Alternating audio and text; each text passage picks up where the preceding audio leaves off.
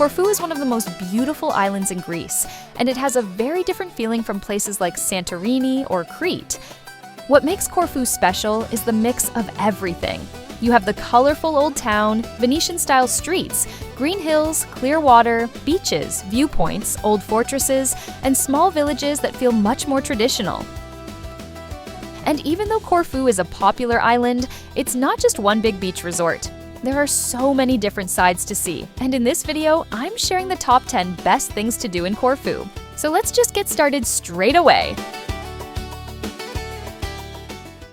One of the best places to start your trip is Corfu Old Town, because it gives you that perfect mix of history, atmosphere, shops, cafes, restaurants, and narrow streets where you can walk around without a strict plan. It feels very different from many other Greek island towns, because Corfu has a lot of Venetian, French, and British influence in its architecture and general style.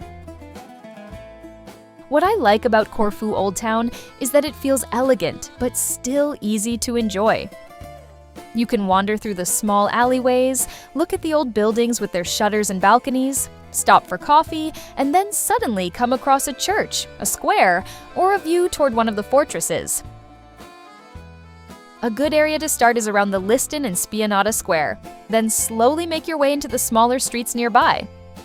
You don't need to rush from one landmark to another here. The best part is often just walking, getting a little lost, and enjoying the old town feeling. Since the Old Town is also a UNESCO World Heritage Site, it's not just pretty, but also one of the most important historic areas in Corfu.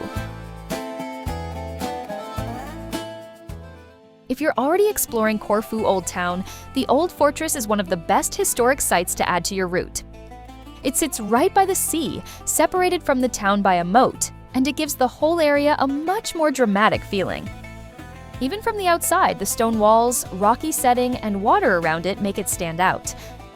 Walking through the fortress is a nice change from the narrow streets of the old town. You get open spaces, old stone passages, sea views, and different parts of the fortifications from Corfu's long history. One of the best reasons to go inside is the view from higher up, where you can look back over the town, the coastline, and the blue water around the fortress. It's not the kind of place where you need to study every detail to enjoy it. You can simply walk around, take photos, and get a better feeling for why Corfu was such an important island in the past. It's easy to combine with the Liston, Spianada Square, and the rest of the old town.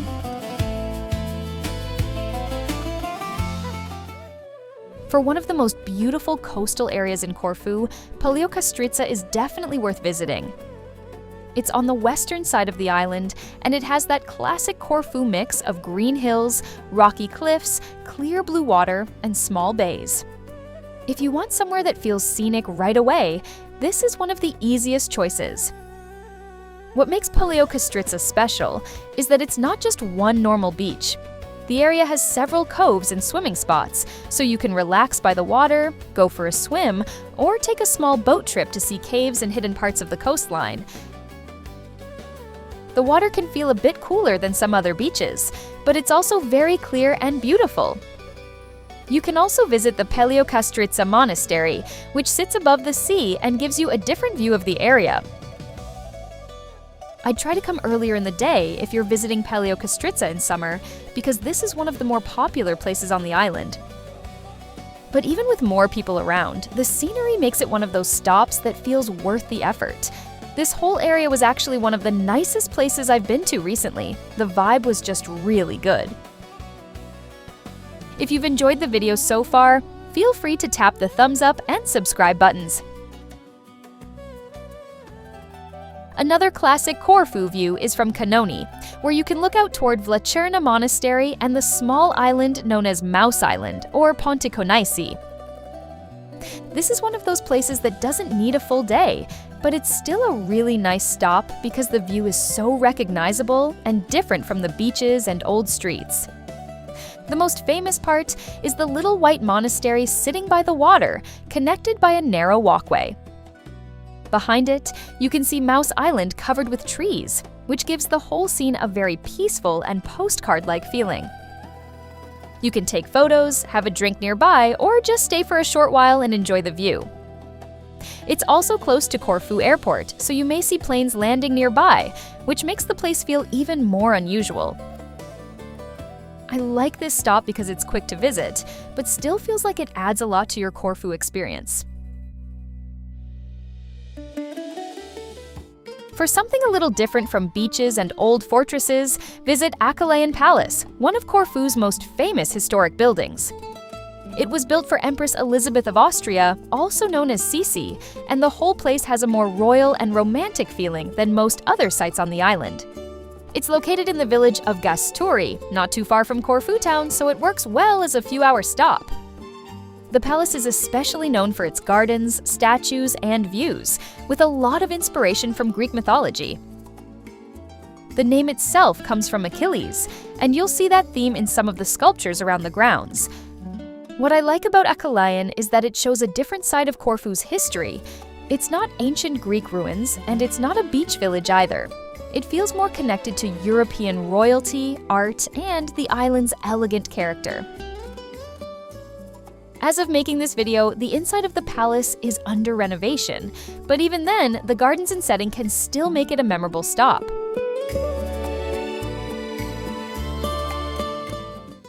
If you want a proper beach day in Corfu, Glyfada Beach is one of the easiest choices.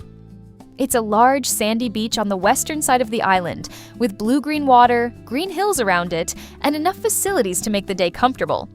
It feels more like a classic holiday beach than some of the smaller coves, so it's a good place to go if you want sunbeds, food, drinks, and a simple day by the sea. What makes Glyfada nice is that it works for different kinds of travelers. If you just want to relax, you can rent a sunbed and stay close to the beach bars. If you want something more active, there are usually water sports and beach activities around as well. The beach is also big enough that you can walk a little farther and find a slightly calmer spot, especially toward the southern end. I like this kind of beach because it doesn't need much planning. After visiting old towns, viewpoints, and historic places, Glyfada is a great place to slow down and enjoy Corfu's more relaxed island side. For one of the best historic viewpoints in Corfu, visit Angelokastro. It's a Byzantine fortress in the northwest part of the island, not too far from Paleokastritsa, and it sits high above the sea in a very dramatic location.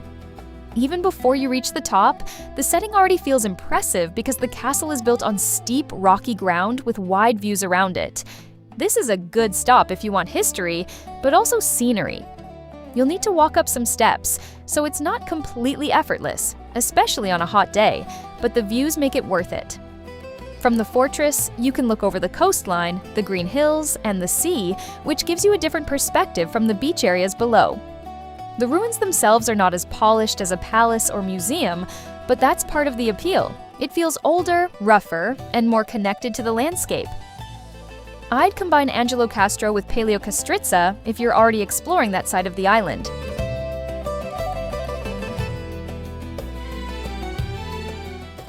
Another unique coastal stop in Corfu is Canal near Sidari in the north of the island. This area is known for its unusual rock formations, small coves, and narrow channels of water between the cliffs. It looks very different from the big sandy beaches, which is why it's worth adding even if you already have a few beach stops in your itinerary. What I like about Canal is that it feels more like a natural sightseeing spot than just somewhere to swim. You can walk around the rocks, look down at the water, take photos, and swim if the conditions are good. The colors can be really beautiful, especially when the sun hits the pale cliffs and the blue water below. It can get busy in summer, so I wouldn't expect it to feel completely hidden or peaceful, but the scenery is still memorable. I'd just be a bit careful on the rocks, because they can be uneven and slippery. For something more unique, visit Old Perithia, which is a historic mountain village in the north of Corfu. This is a completely different side of the island compared to the beaches and busy resort areas. Instead of beach bars and sunbeds, you get old stone houses, quiet paths, mountain scenery, and a village that feels like it belongs to another time. What makes Old Perithia interesting is the atmosphere. It was once a thriving village, but later became almost deserted as people moved closer to the coast. Today, parts of it have been restored, and you can walk around the old streets, see the stone buildings, and stop at one of the small tavernas for a more traditional meal. It doesn't feel polished in the same way as Corfu Old Town, but that's exactly why it's worth visiting. It has a slower, older, more rustic feeling that gives you a better idea of Corfu beyond the usual tourist spots. If you want one of the most beautiful beach views in Corfu, Porto Timoni is a great choice. It's near the village of Achilleion in the northwest of the island, and it's famous for its two beaches sitting almost back to back, separated by a narrow strip of land. From above, the view is easily one of the most impressive on the island. This is not the easiest beach where you just step out of the car and onto the sand. You usually have to walk down a steep path from Achilleion, so proper shoes and enough water are a good idea if you don't want to wreck your ankle or faint from dehydration. But that's also part of what makes it feel more special. When you reach the viewpoint, you get that classic postcard scene with green hills, rocky coastline, and clear blue water on both sides. Down at the beach, it feels more natural and less developed, so don't expect rows of sunbeds and beach bars. It's better if you come prepared, swim, enjoy the scenery, and then take your time heading back up. And that's all for my Corfu travel guide. Let me know in the comments below which of these 10 things you're most excited to do. Don't forget to like this video and subscribe to my channel. Thanks for watching, and I'll see you in the next video.